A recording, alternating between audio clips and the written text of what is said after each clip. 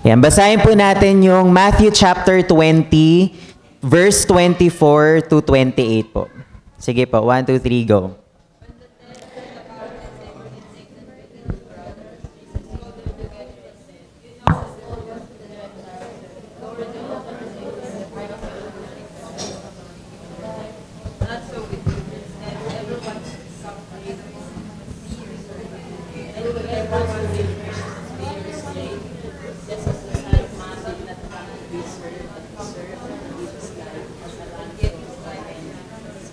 And praise God. May Tagalog ba tayo dyan? Okay, sige. Flash natin yung Tagalog din.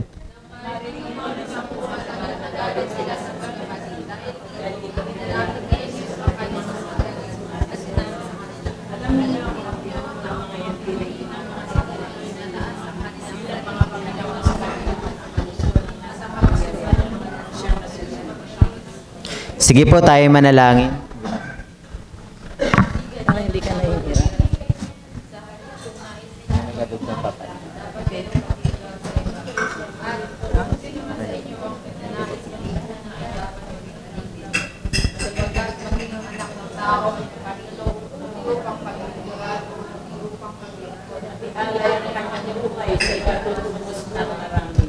And praise God po. Tayo po yung manalangin.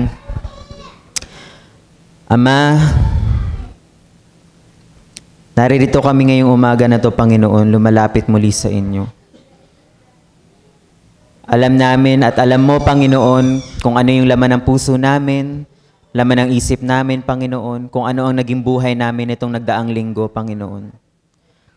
Dalangin namin ngayong umaga na ito, Panginoon, na hipuin mo ang bawat isa sa amin, Panginoon. Bigyan mo kami ng bagong puso ngayong umaga na to, O Diyos. Patawarin mo kami, Ama, sa lahat ng mga pagkukulang namin, sa lahat ng mga pagkakamali namin, Panginoon. Patawad, Ama, kung maraming mga bagay ang tumakbo sa isip namin at maraming mga bagay ang naging laman ng puso namin, Panginoon, na nag-consume ng maraming oras namin, Panginoon, na dumating sa point, Lord, na nabawasan namin yung oras namin sa inyo, Panginoon. Patawad, Ama, patawad po. Ngayong umaga na to, Lord, we pray, Lord, that you will speak to us, Lord. You will correct us. You will rebuke us, Lord, this morning, Lord. That whatever we are experiencing, Panginoon, not only our problems, Lord, not only our battles every day, not only our financial difficulties, Panginoon, but most importantly, Lord, our battle against our sin, Lord. We pray, Lord, we pray, Lord, we pray, Lord, that you speak to us this morning, Lord God. Humble our hearts, Lord. Humble ourselves, Lord God. Cleanse our minds, Lord God. Renew it, Lord. Renew it to the point, Lord, that we will truly declare, Lord, that you are our King, you are our Lord, Lord, over our lives, Panginoon. Maraming salamat, Ama. Naniniwala rin ako, Panginoon, na ngayong umaga na to, meron kang gagawin, Lord God, sa bawat isa sa amin. Naniniwala rin ako, Panginoon, na ang bawat isa sa amin, Lord God, ay mabibigyan ng bagong buhay, Panginoon, panibagong pag-asa, Panginoon. Mahirap mabuhay sa mundong to, Panginoon, hindi dahil maraming problema, kundi dahil nandyan ang temptation, nandyan ang kasalanan, Panginoon, Lord God. So we pray, Lord, that we receive the fullness of Christ in our lives, Lord. Hallelujah. In Jesus' name we pray. Amen. Amen. Sige po, pwede na po kayo mo po. Ayan, praise God po.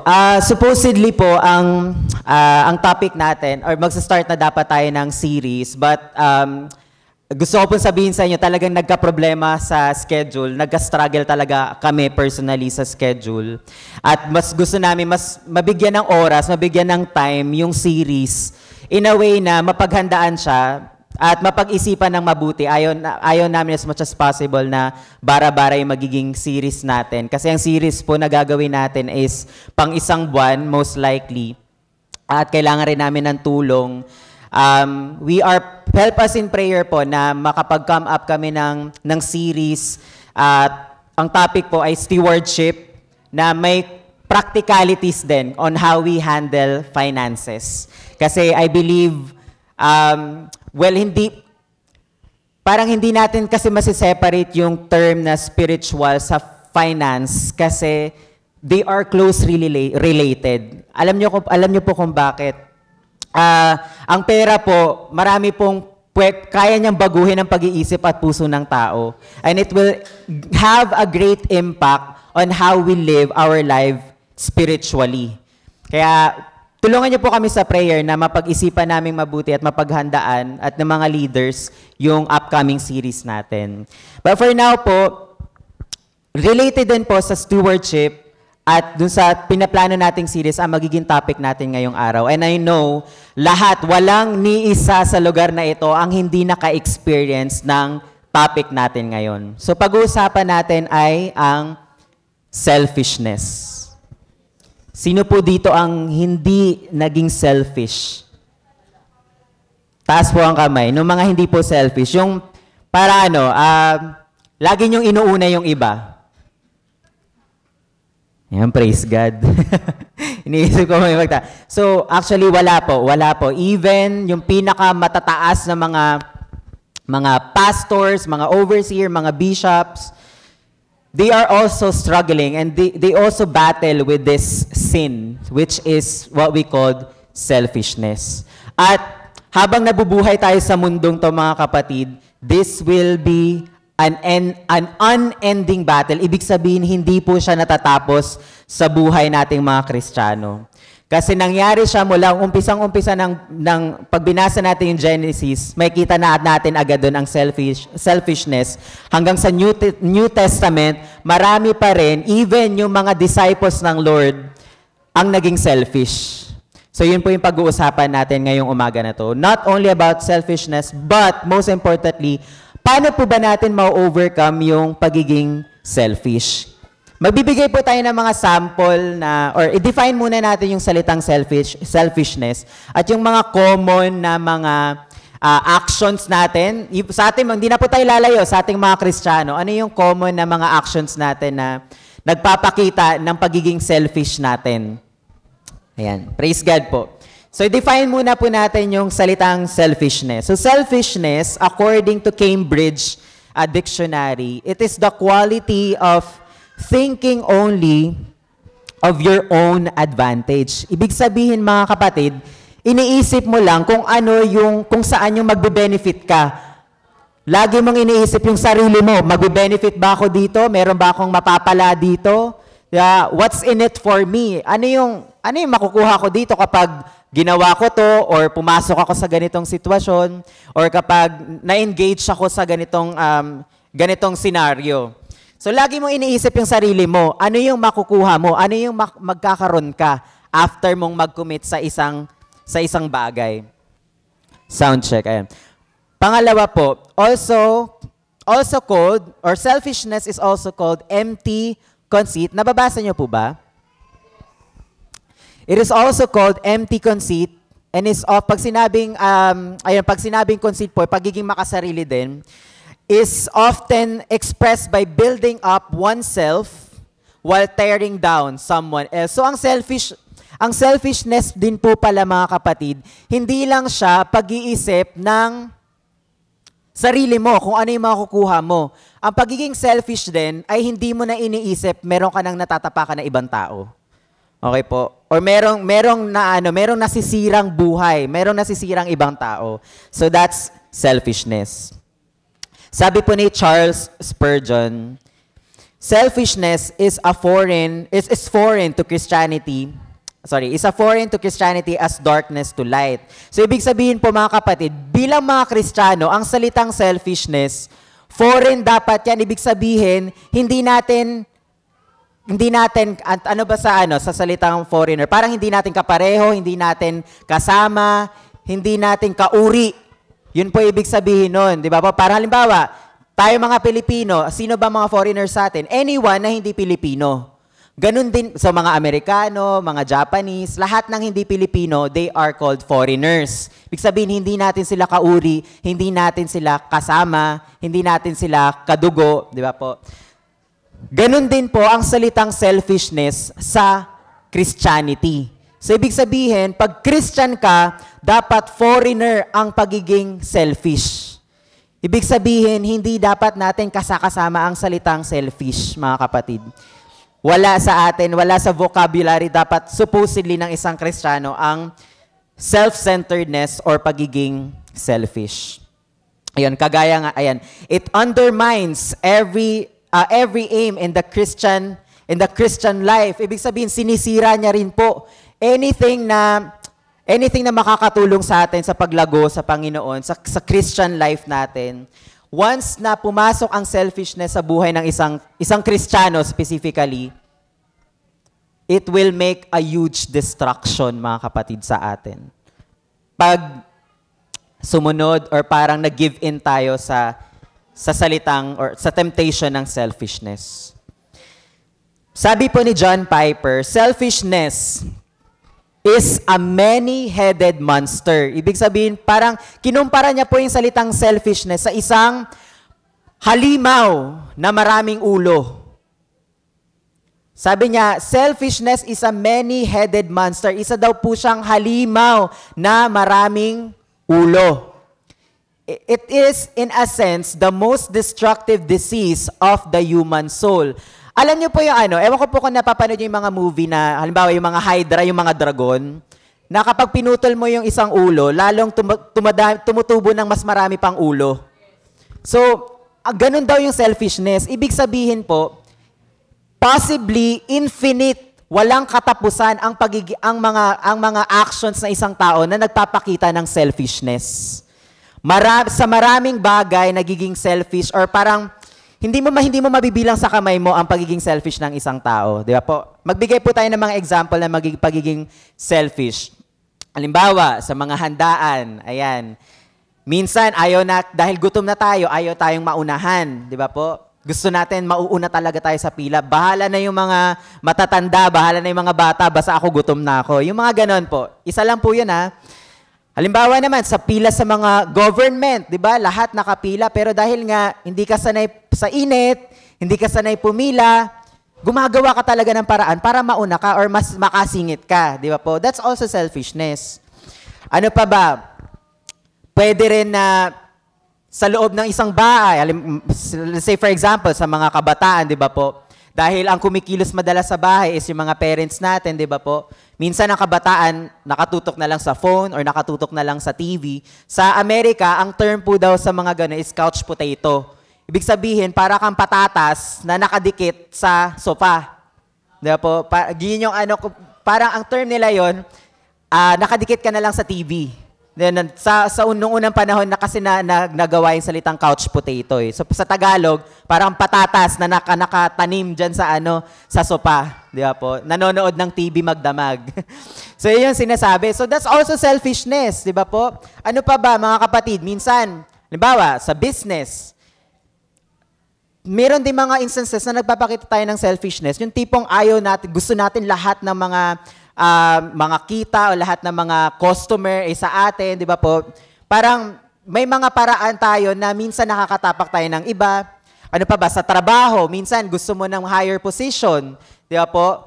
Kaya ang tendency mo is naninira ka ng ibang mga ka-team mo or ng ibang mga empleyado para ikaw ang umangat, di ba po? So, iilan pa lang yun sa selfishness. Marami pa tayong maiisip. Kaya siya tinawag na many-headed monster kasi unending ang temptation ng pagiging selfish, mga kapatid. Malawak. So tayo na po, bawat isa sa atin, i-assess natin sa mga pagkakataon ba ako naging selfish. Lahat po tayo, mga kapatid. At ito po yung katotohanan, mga kapatid.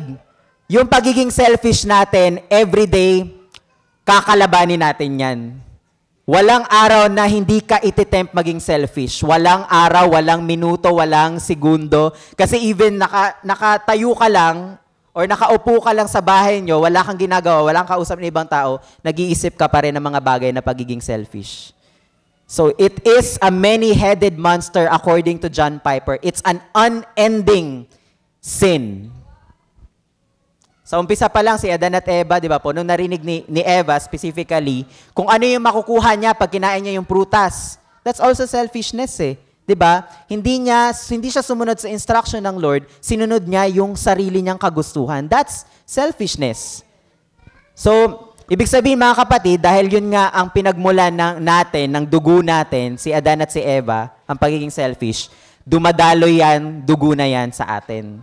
Kaya everyday, but praise God, dahil nakilala natin si Jesus, hindi natin mapapagtagumpayan yan unless nakilala natin si Jesus Christ. Sabi ni John Piper, kasi po talagang, try nyo rin po makinig ng mga sinishare niya. Sabi niya, Jesus is an exemption of being selfish. Sa lahat ng tao na buhay sa mundo, si Jesus lang, di ba po, nagkatawang tao si Jesus Christ, siya lang po ang immune sa sakit na selfishness. Ibig sabihin, lahat tayo may ganong sakit. May ganon po tayong sakit na makasarili. Ayan po.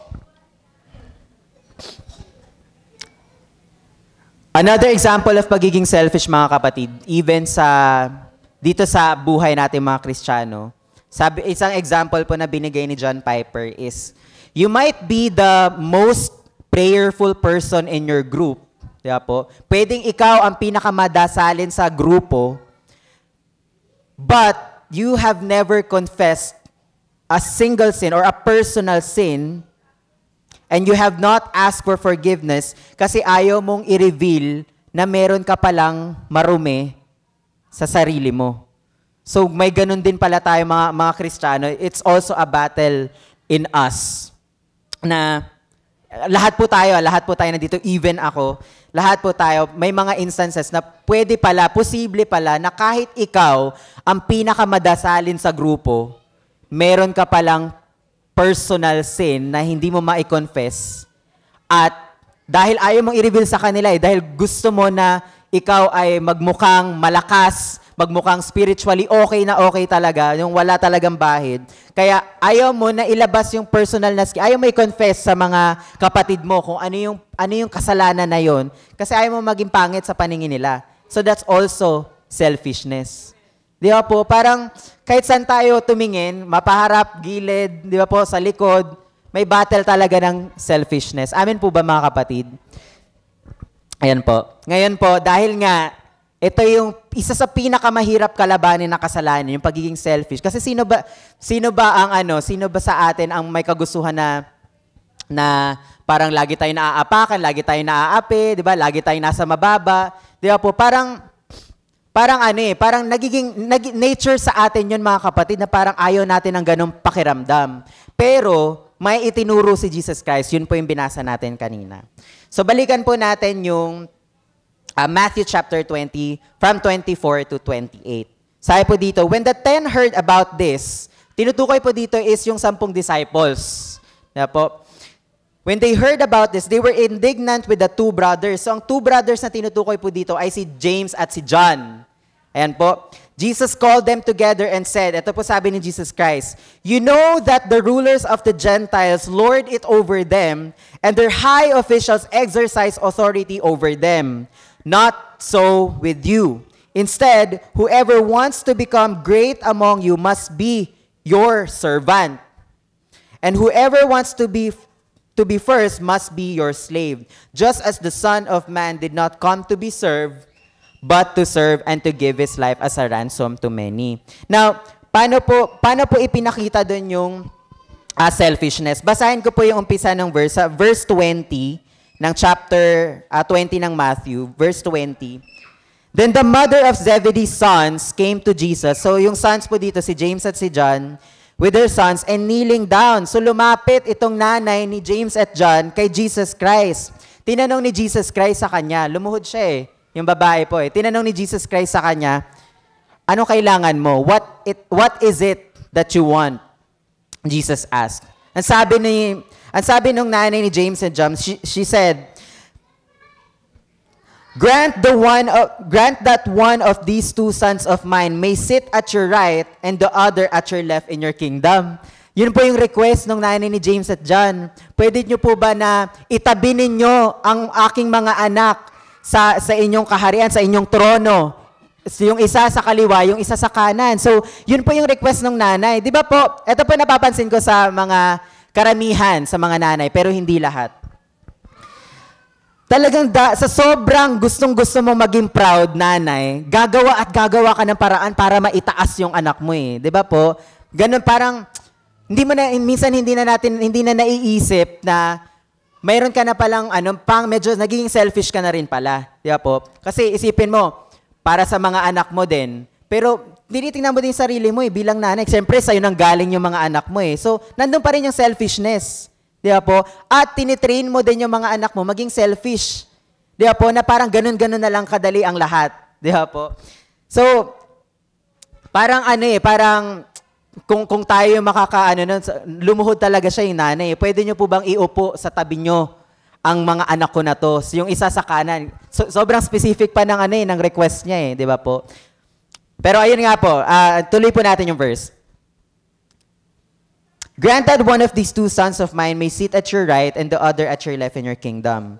Sabi ni Jesus Christ, eto po sabi ni Jesus Christ, you don't know what you are asking.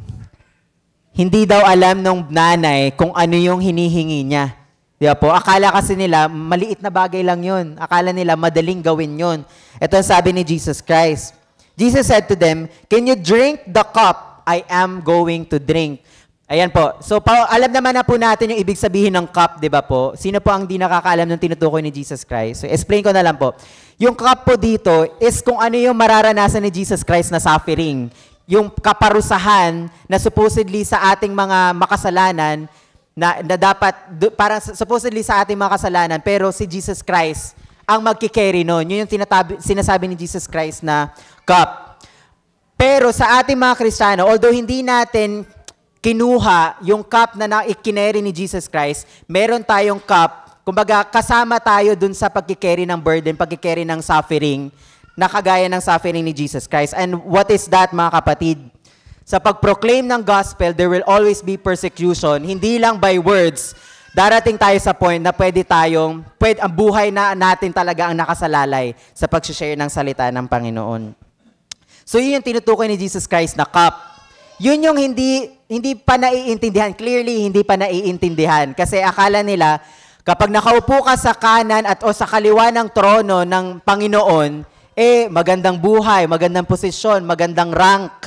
Di ba po? Kasi yun yung nararanasan ng mga hari noon eh. Amen po ba, mga kapatid? Pero hindi yun.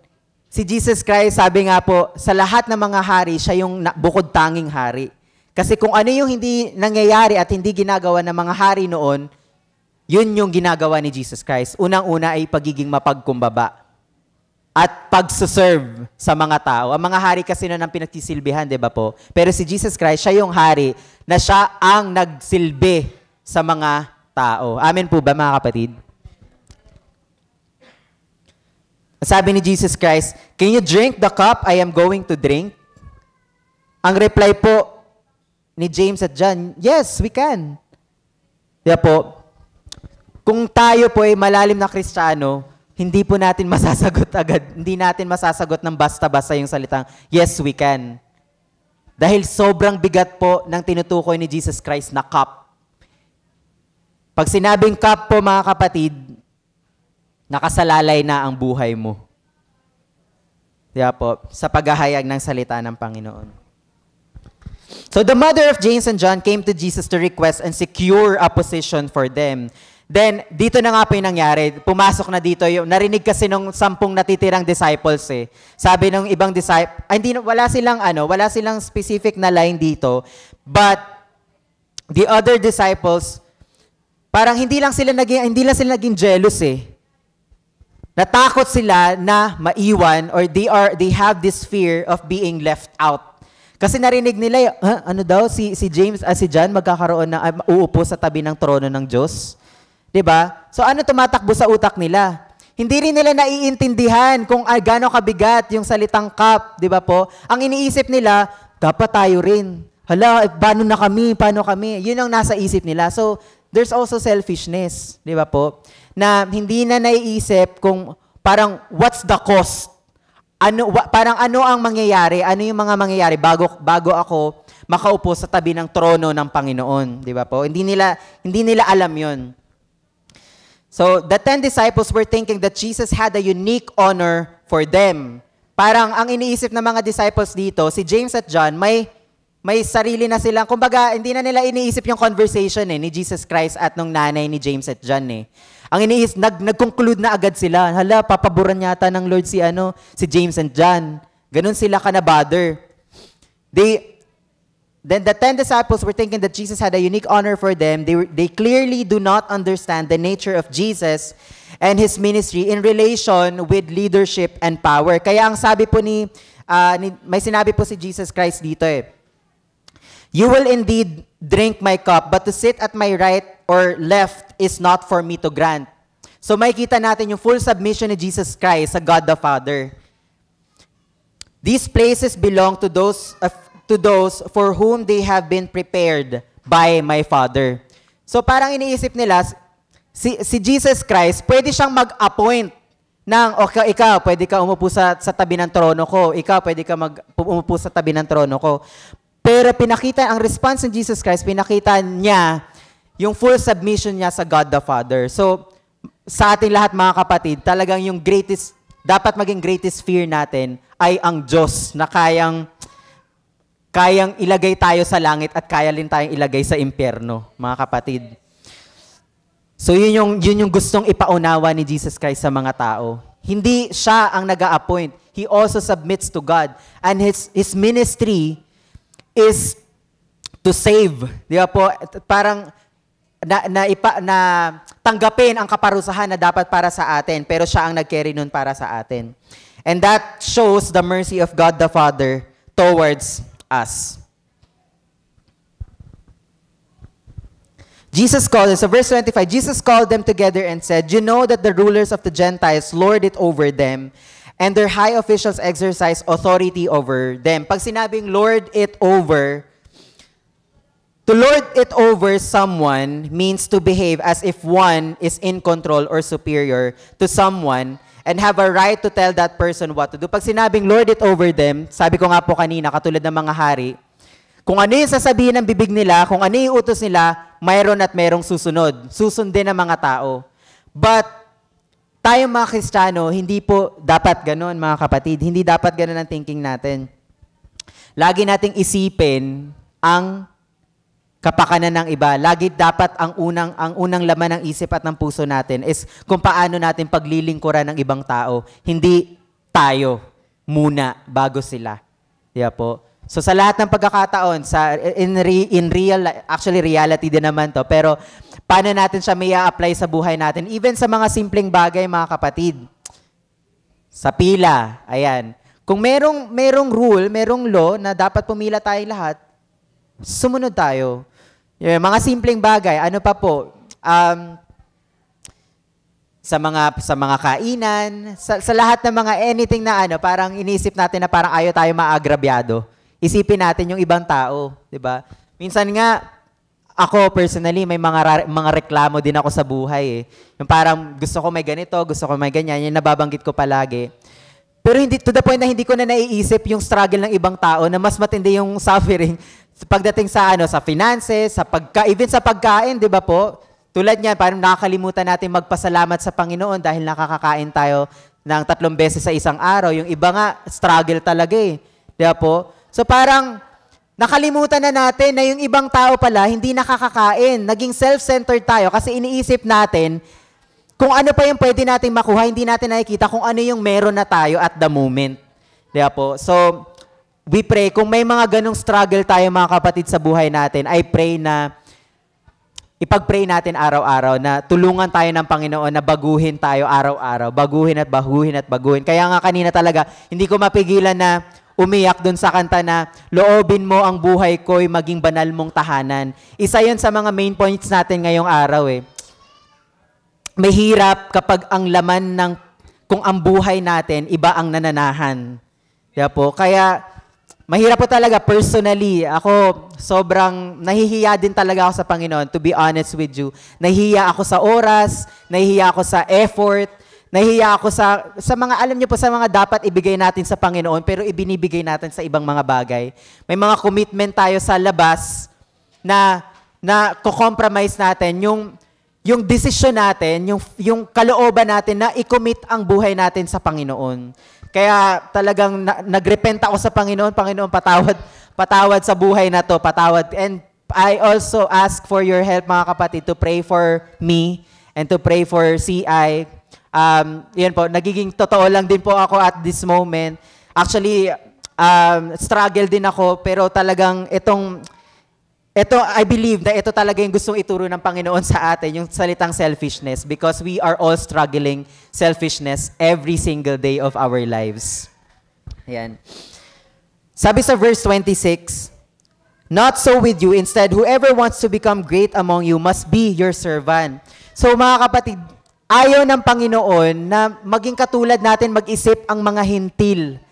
Kaya po, dahil tayo mga anak ng Diyos at tayo binago na ng Panginoon, ang laman ng puso't isip natin at ang pagtingin natin sa mga kapwa natin ay ito yung mga taong kailangan kong paglingkuran, pagsilbihan.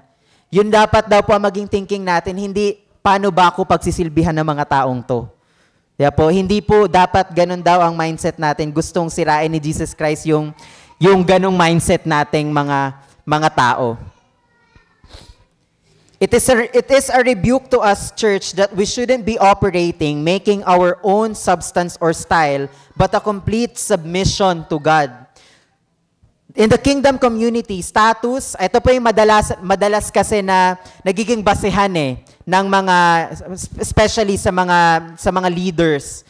Kaya po, status, money, popularity, it shouldn't be a prerequisite. Pag sinabing prerequisite, yun yung mga parang primary requirements para ikaw ay maging leader or para tayo mga kapatid. Kasi I believe we are leaders specifically sa pag-reach out sa ibang mga tao. Di ba po? Kasi tayo nagiging salt and light tayo. Ibig sabihin yung buhay natin ang nagiging basihan na rin or nakikita sa atin si Jesus Christ. So, ang leadership dito hindi lang tinutukoy sa mga pastors, sa mga leaders datin dito, but all of us. Diba po? Because as we live our lives, we are leading other people as well. Diba po? Kasi tinitingnan nila tayo as example. So, it shouldn't be, parang hindi dapat maging, let's say for example, may mga tao na unbelievers.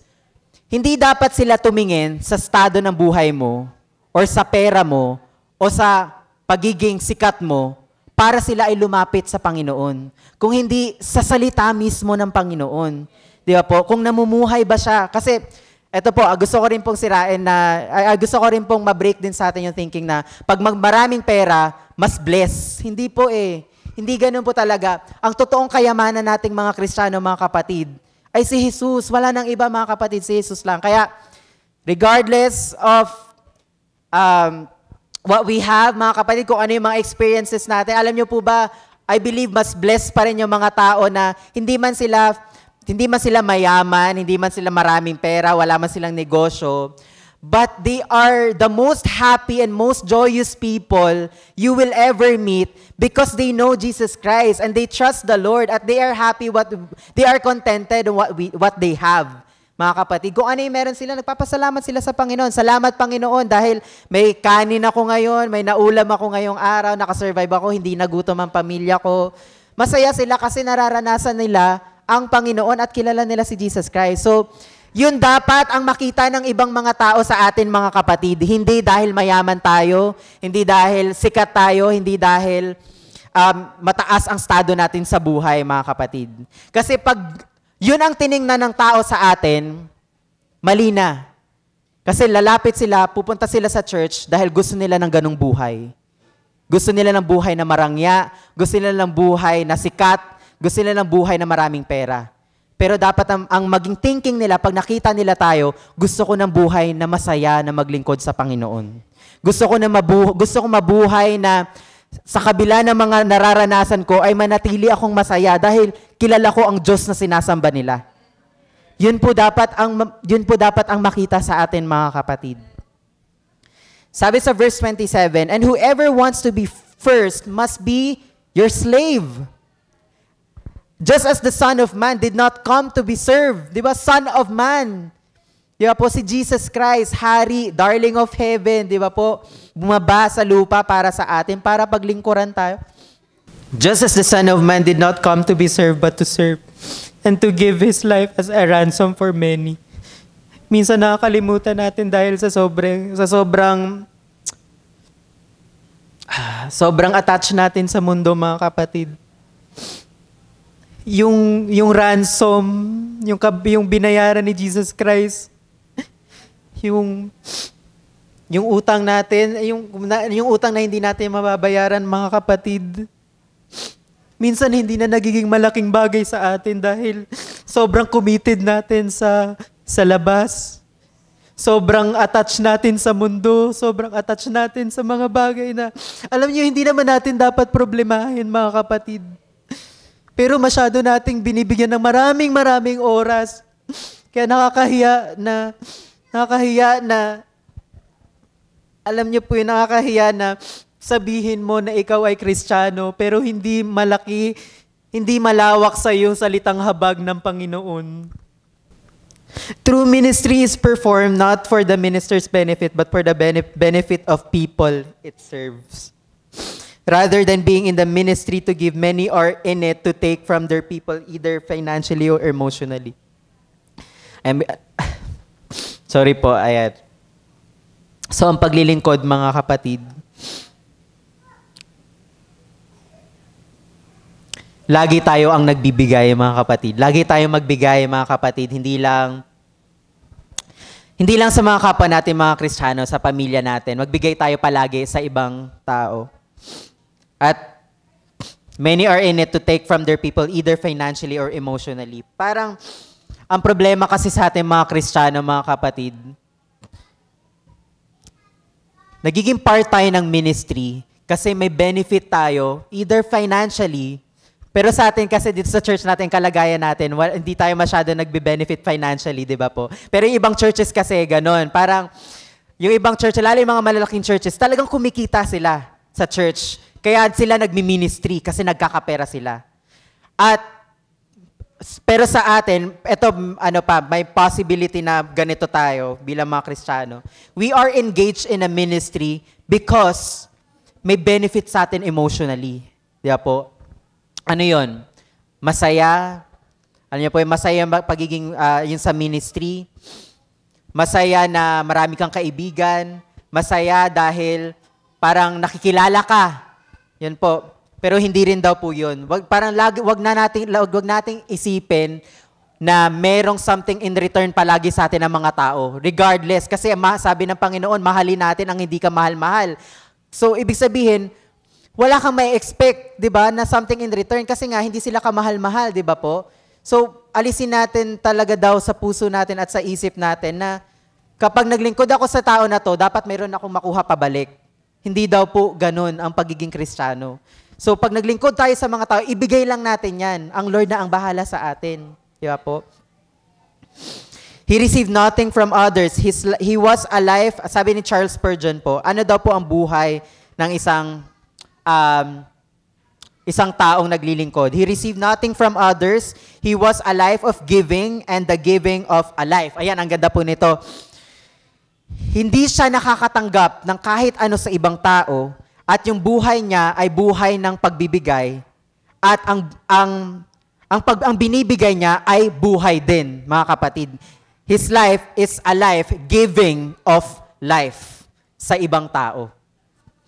No service is greater than to redeem sinners by His own death. Ito po, napakabigat. No service is greater than to redeem sinners by His own death. Ito po yung naging puso ni Paul. Kaya si Paul, hindi siya natakot mamatay, hindi siya natakot makulong, hindi siya natakot parusahan, hindi siya natakot na sunugin kasi mga Kristiyano nun sinusunog eh. Wala siyang bahid ng takot sa tao. Diba po? Pero sobrang precious sa kanya ni Jesus Christ na hindi niya mapigilan ng sarili niya na ibahagi siya sa ibang tao. Diba po? Kahit buhay niya ang kapalit. Diba po? Even si Stephen, diba po? In-stone to death siya. Pero nag-rejoice siya dahil nangyayari yung bagay na yun, na in-stone to death siya dahil sa pangalan ng Panginoon. So, ganun din daw po dapat ang maging buhay natin, mga kapatid. Di ba parang kung isipin natin, parang ang hirap. Ang hirap. Mga kapatid, mahirap siya talaga. Mahirap talaga. Kumbaga, kung tayo lang, hindi natin siya mapufulfill. Mas madali pang lumusot sa butas ng karayom kaysa mangyari na iligtas natin ang sarili natin at baguhin natin yung sarili natin dahil hindi natin kaya yon, mga kapatid. Kailangan natin ang Panginoon at kaya kailangan natin si Jesus Christ. He does not come to be served but to serve. Does not this suit you? And Jesus bought his people's freedom by surrendering his life in order to die. The concept is that he paid the price for his people's bondage while they were in bondage. So, ayun po mga kapatid, makikita natin kung gaano ka selfish ang mga disipulo no? Kasi hindi nila naisip yung ministry ni Jesus Christ. Ano ba talaga ibig sabihin ng ministry ni Jesus Christ? Inuuna nila yung rank, inuuna nila yung hindi sila may iwan, inuuna nila yung sarili nila. At I believe, naniniwala ako mga kapatid, lahat tayo may mga ganong tendency, lahat tayo ganon mag-isip madalas. Ganon tayo mag-isip madalas mga kapatid. Now, kung tingin natin mga kapatid, ganon pa rin tayo ngayon, selfish pa rin tayo in most of our time, in most ways, selfish tayo. Gusto niyo po ba na makonquer natin yung selfishness mga kapatid? Lahat tayo gusto yon at dapat natin talaga siyang ipanalangin araw-araw. Here are some of the steps given by John Piper po.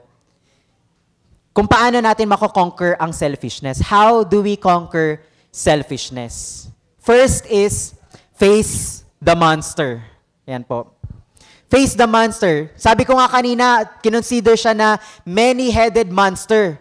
So, unang-una natin tanggapin mga kapatid, haharapin natin yan.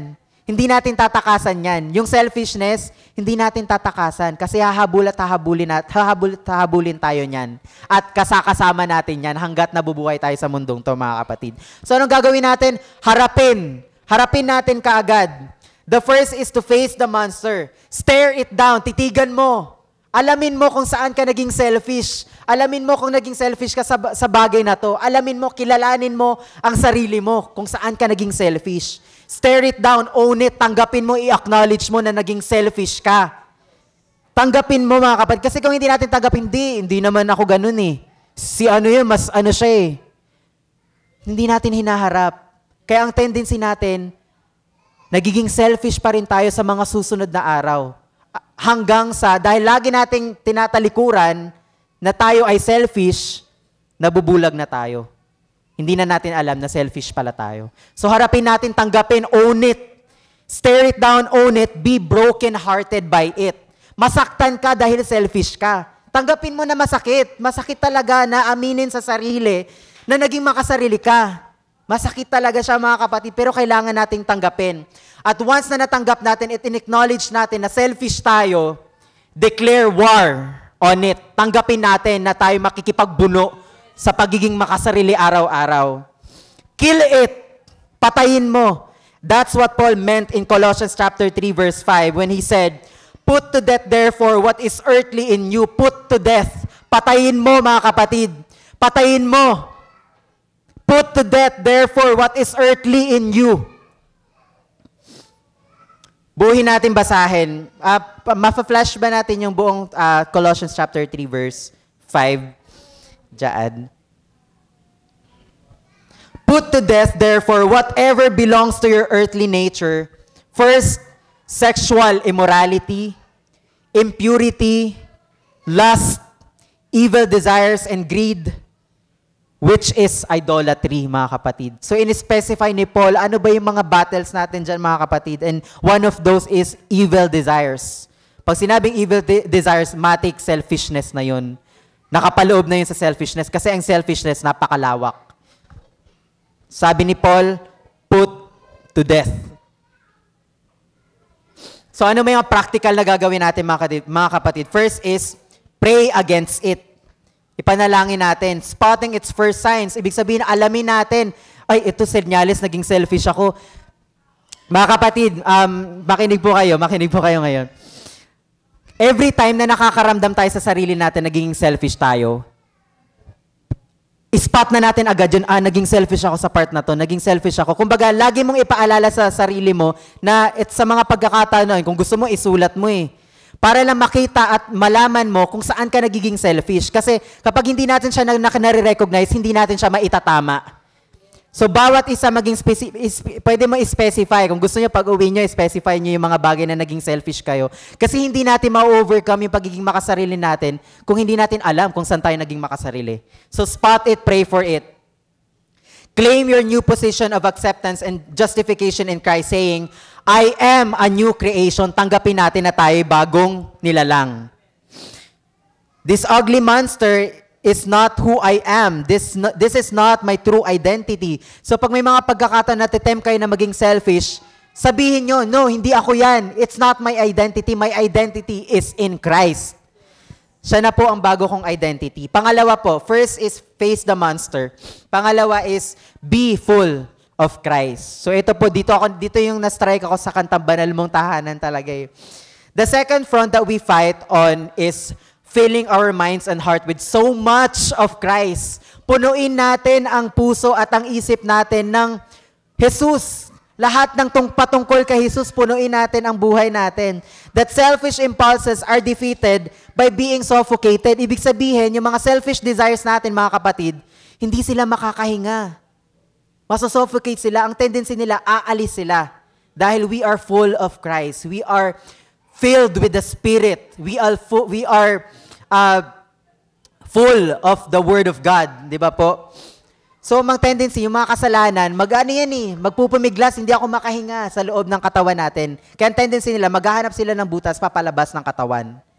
Kaya, loobin mo, Panginoon, na ang buhay ko'y maging banal mong tahanan talaga. Yun yung lagi natin ipanalangin sa Panginoon.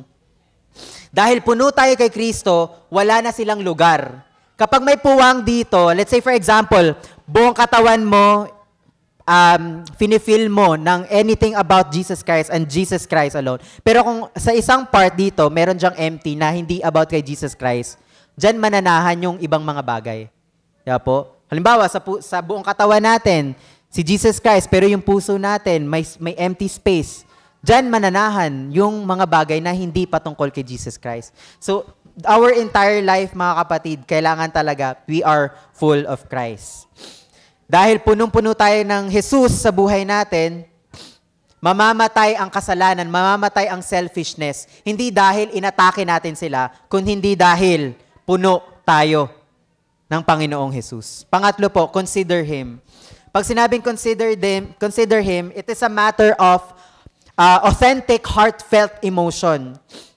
You can't produce this like a show. The goal is to truly feel the preciousness of Christ. So ito yung bagay na hindi natin mapipeke, ika nga. Hindi natin mapipeke ang pagiging authentic ng emosyon natin at pag-ibig natin sa Panginoon.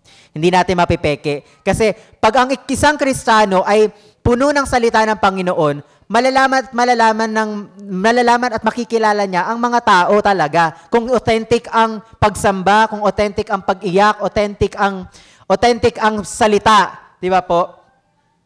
Dahil he is filled with the Spirit of God. So ito yung bagay na hindi natin mapipeke. Di ba po? Our goal is to be real.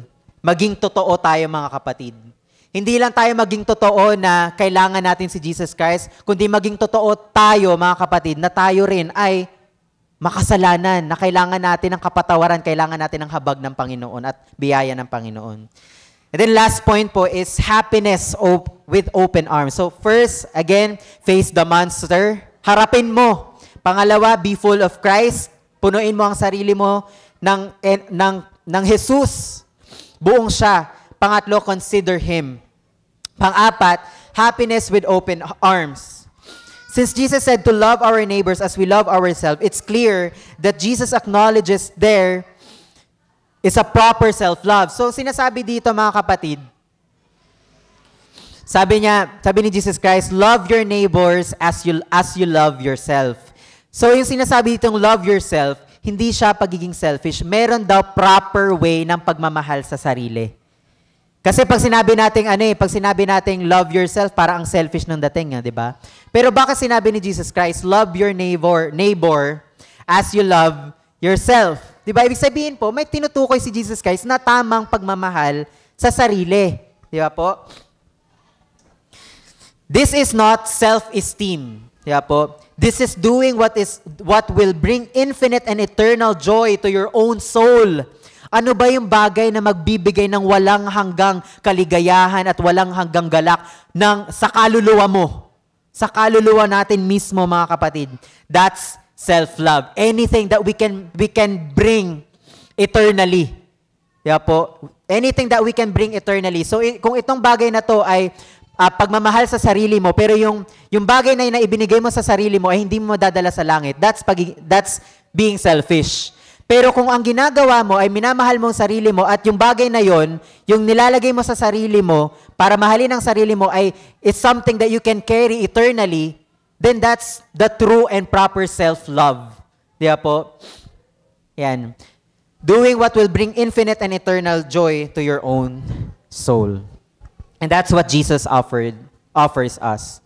Jesus makes our desire for our own eternal happiness the measure of our desire for other people's happiness, which is very radical. Love your neighbor as you love yourself.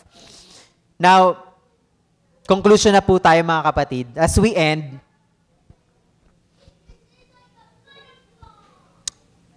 let us reflect on ourselves at this moment.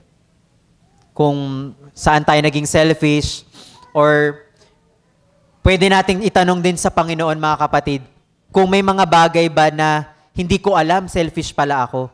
Kung may mga pagkakataon ba na tingin natin ay tama, pero selfish pala tayo.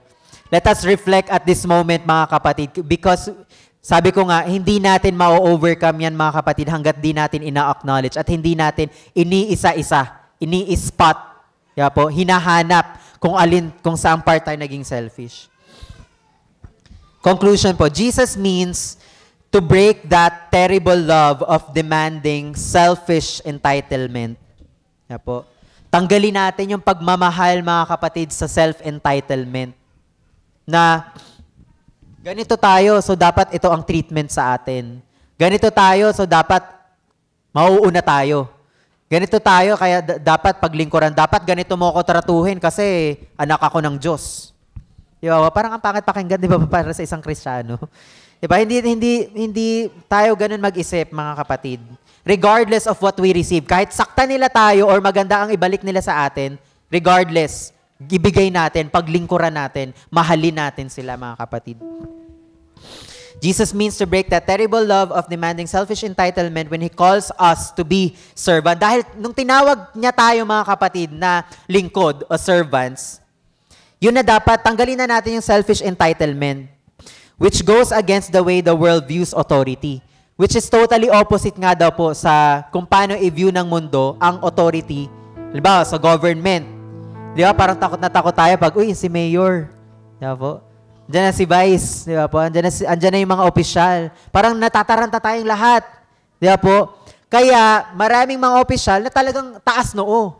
Kasi nga, ganyan yung nare-receive nila sa tao. Takot ang tao sa kanila eh. Di ba po? Pero tayo, mga kapatid, hindi tataas ang noo natin para magyabang na tayo ay Kristiyano, kundi ipagyabang natin si Jesus Christ. Yun ang term eh. Hindi tayo, kundi si Jesus Christ ang ipakalala natin sa ibang tao in a humble way. Diba po?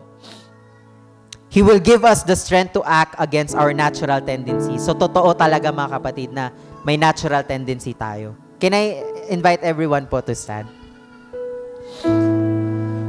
Kung nahihirapan tayo, mga kapatid, na labanan yung pagiging makasarili natin sa lahat ng mga pagkakataon, lahat ng paraan, lahat ng sitwasyon, mga kapatid, ang Panginoon, mga kapatid, malawak ang kanyang pangunawa at habag at biyaya niya sa atin. Kaya wala rin tayong ibang lalapitan kundi siya. Kung kailangan natin ng lakas, kailangan natin ng talino para makapag-isip ng tama, kailangan natin ng puso na mapagkumbaba, kailangan natin ng buhay na nakakasunod sa Panginoon. Hindi naman natin yan mahihingi kay pastora, hindi mahihingi sa mga leaders natin, sa leader ng mga kalalakihan o ng kababaihan, sa youth leader, hindi natin mahingi sa kanila. They can only pray for us. But it's only the Lord that can grant us those, mga kapatid. It's only the Lord. Kaya nga sabi ni Jesus Christ si Jesus Christ nga nag-submit sa power ng God, sa sovereignty ng God the Father. It is not me. It is the God the Father. He will give us the strength. At sure yan, mga kapatid, He will give us the strength to act against our natural tendencies by placing, paano? Ilagay natin, ipakita natin na tayo ay nananampalataya sa Kanya so that He will be praised. He will be praised and not us. Lagi natin isipin, kaya yung glory to God, naririnig natin palagi, pero yun dapat talaga maging buhay natin. Glory to God. Praise be to God. Apo, lahat sa Panginoon. Let's reflect on these questions, mga kapatid. First, what selfish acts have I done recently that I have not confessed yet? What selfish acts have I done recently that I have not confessed yet?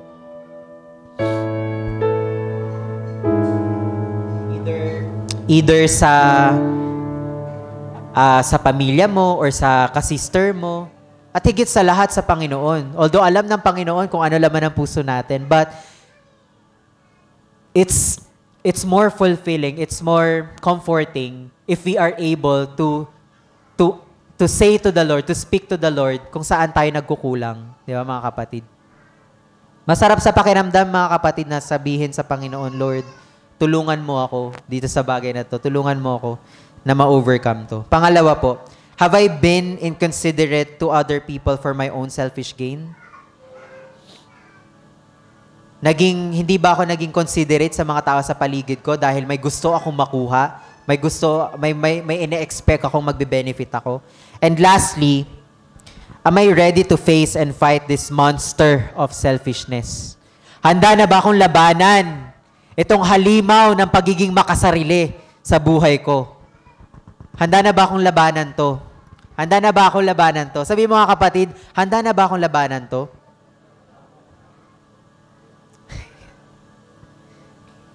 So, sa atin tanong yan, pero sa Lord, tinapos na ng Panginoon yan. Kaya, lagi lang tayo lumapit sa Kanya because He's the one to run after. Di ba po? Sa Kanya lang tayo nakakahingi ng lakas, mga kapatid. Hallelujah. Hallelujah.